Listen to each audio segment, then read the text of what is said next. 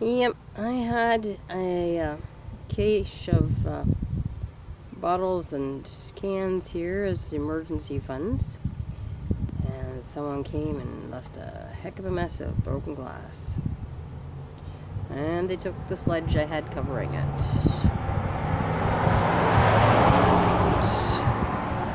I don't know if you know what I'm doing here. Underneath that sweatshirt that is wet, there is a pea plant growing. That's all that remains of $200 worth of seed that I planted. I planted the seed in February, and I brought it all out here in the mini greenhouses when it got warm, and I covered them up when I had to go to town and help. There's a young lad who had to go into hospital, and he needed help. He needed somebody to feed his fish while he was in hospital.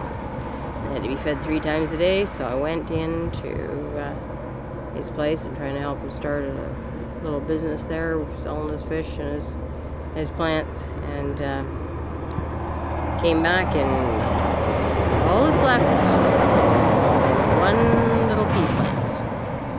$200 worth of seed. One of the girls in Kapuskasing there, she was out of food. I said, don't worry, I'll go home. Hoping that some of the seedlings had matured enough. And I had also cached my potatoes, onions, and carrots in the see-through clear mini greenhouses. And everything was gone. No food. All the food I planned to share with other people, and the crops I had hoped to sell at market, gone. Pretty sad state of affairs. Surprise, surprise. I was very surprised to find I don't know whether it's going to be a squash, a cucumber, what it is growing up there. I've covered it. We've had no rain now for 2 days. So I'm hoping that it does rain. If it does, I wonder if anybody out there realizes what I'm doing with those towels and material in the bucket. If you guessed drip irrigation, you're right. Anyways, there's a mad scientist lives here. Over there on the far part of the lawn, you'll see I have big pieces of towels and blankets put on top of the ground. It's barren. That was made barren by the salt in the wintertime.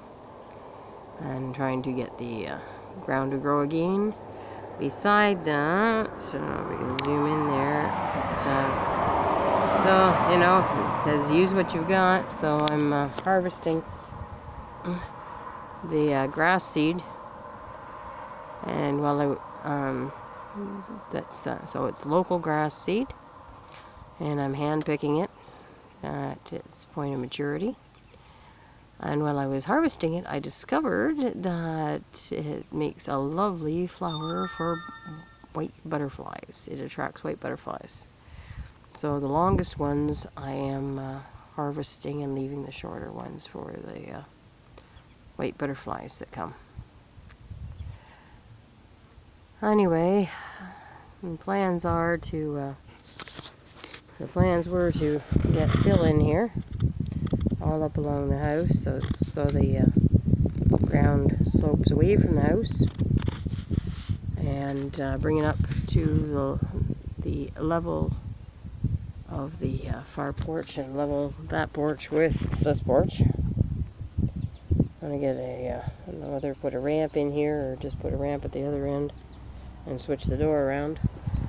So we'll bring this up, put in some fill along the house so nothing rolls around the house. And it soaks out. Run a little stream through here underneath that mat over there. You'd be surprised that underneath all this, there's like only a skiff of soil on top of tarmac. Anyways, I'm gonna run a little stream on through here for irrigation from the eaves trough, and this front bed here.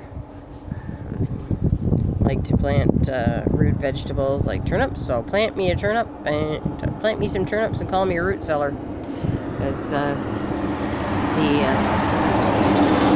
you can hear, we've got lots of trucks going by here, so you don't want to eat the leaves off anything in the front yard here, but you can eat the roots. So we need clean fill. They came and my bushel baskets were removed. I had a water dish set out for birds, and I had a bath seat and equipment for recovering in case people needed it.